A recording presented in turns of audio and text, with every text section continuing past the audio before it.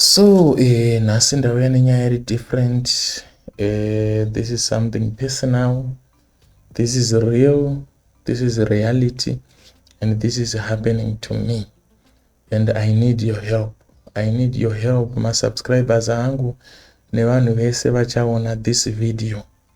For the first time, not for the first time, I've been doing this kumbokupai kana kushare nemi some of personal confidential information. And today I'm sharing some personal confidential information.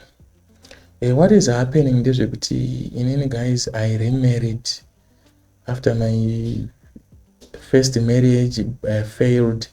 Then I remarried. When I remarried, I was in South Africa. Then my wife, wandakaroora anga ine mwana wake, she was a single mother. And now takatoita vamwe vana 3 with this wife, and she's my current wife right now. So the issue iripo ndeyekuti mwana wamadhamu vangu uyu akaitawo kumarriage yake yakafaila. Ndingati marriage it was a pupa marriage. Munongoziva zvekumitisana nekuramba nhumbu nekudini kuramba maresponsibilities and stuff zvatinoita varume ndo zvakaitika. So zvadaro tiri kuti mwana uyu enda ndiri kumuendesa kuchikoro for the past 7 years. Yes, for the past 7 years I was sending the kid kuchikoro, my uniform, kutsvaga kumutengera chikafu, hembe dzese dzekupfeka dzemaChristmas. I was doing everything as the guardian father, since mwana uyu ari kugara kusaidi ramai kwake, kwaamai vamai vemukadzi wangu. So zvazoitika ndezvekuti ini ndakazobva kuSouth Africa. Pandisati ndabva kuSouth Africa, this year mwana uyu akanyora grade 7. Anyora grade 7, akanyoresa surname yavanoti ndo baba wacho. I cannot say ndo baba wacho because hazvina kuprovwa nema-DNA and stuff, but so far ndo mamiriro azvakaita. Saka anyora grade 7, mwana uyu kuti acollecte maresults ake anofanira kunge aine birth certificate. Saka mwana uyu asati anyora grade 7,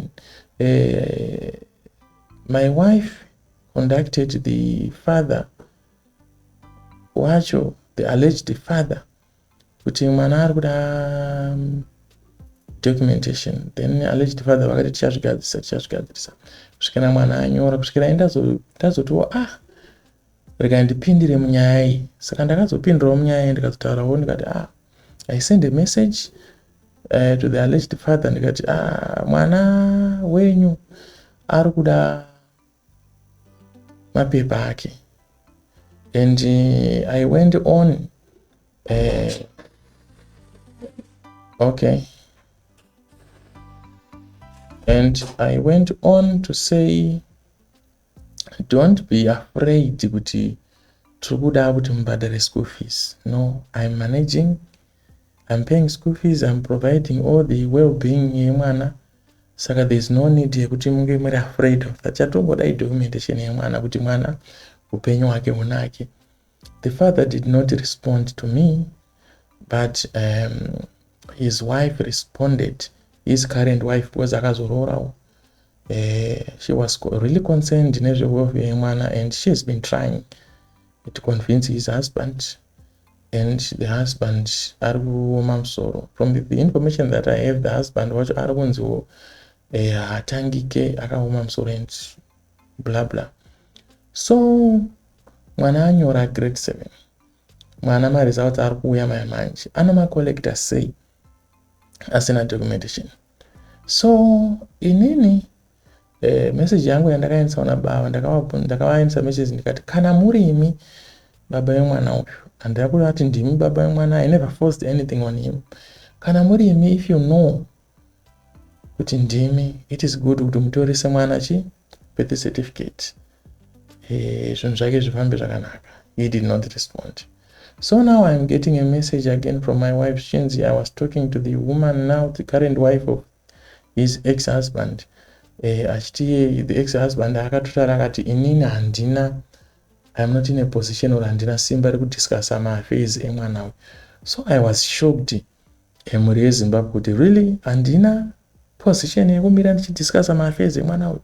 After all, mwana uyu pandakabva kuSouth Africa takatomutora kwagogo wake wanga agara atogara under my roof, is eating my food, is wearing hembe dzandakatenga, I'm providing everything. And even kuchikoro kwacho kwatara kuti aendere mberi for mwana yacho, I will be paying the fees. And baba vane audacity yekutaura ivo kuti handina simba rekutaura oro handina sei pamwana uyu. Saka I'm really concerned, I'm really angry right now, and I don't know, guys. I need your help on this one. I don't know if you can help me, and what advice can you give me? Chinjekutanga, I calmed myself down because I've done a lot for these kids. I'm not stupid, but really I'm angry and I'm pissed off. I don't know, guys. And then also, I was a single father before I married my wife. That's why I chose a single mother, because I wanted somebody who understand the baggage young and I Saka, some of you might come here and bash me and say, Wagarore a single mother. That was the reason that I had. Maybe one day you'll be a single father and you want to remarry. You might consider the reason, one of the reasons I don't need to remarry with a single mother than to a single mom. I wanted someone to understand where I'm coming from and the same situation. So that in the case of I don't understand. So that was the core reason why I remarried someone. Otherwise, I could have avoided somebody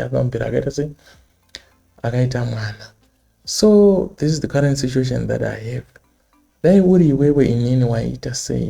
what advice can you give me in this situation, in this case? You know what I just want is the baby, is the child. I want my paper because Akasadaro actually repeat a grade 7 and the cost are going to pile on me. Do chete zvona chidangu avoid zvanaenda ku escape izvozvo zvekuti badera futi dzokorodza. Saka ndandati kuna baba, kana mwana ari wenyu mutorisei mapepa upurirawo mberi zvondisevhawo mari.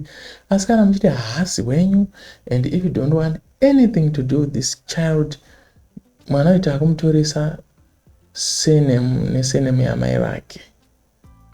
Takumutoresa birth certificate nesenemu yamai vake. Ndongoziva kuti mwana uyu akuenderera mberi ndichingada take care of the kid. Handizoziva kana akada kuzoreclaim. If he will ever reclaim, I don't know. Last time I checked, ndakambonzwa zvainzi aitaura achiti achazomutoresa kana akuda. Manje life yemwana iri kuenda kaena kumira anomutoresa kana akuda akuita sei? When? Inini zvandiri kufunga ndezvekuti I'll do anything in my power kuti mwana uyu completewo general academic levels state dzemuZimbabwe, what I can afford. Kana ndichiafoda kuti aende kuuniversity, I've sent the kid to university. If I can't, I can't. Besides, I have other kids also vanoendeswa kuchikoro. Ini pandakatobva kuSouth Africa ndakatotoresa vana vangu vese mabirth certificate vandakaita neThis Wife. Vese vatona mapapers avo akakwana. So I'm really worried about this other kid kuti haana mapepa akakwana, plus ari in a crucial state yekuti ari kufana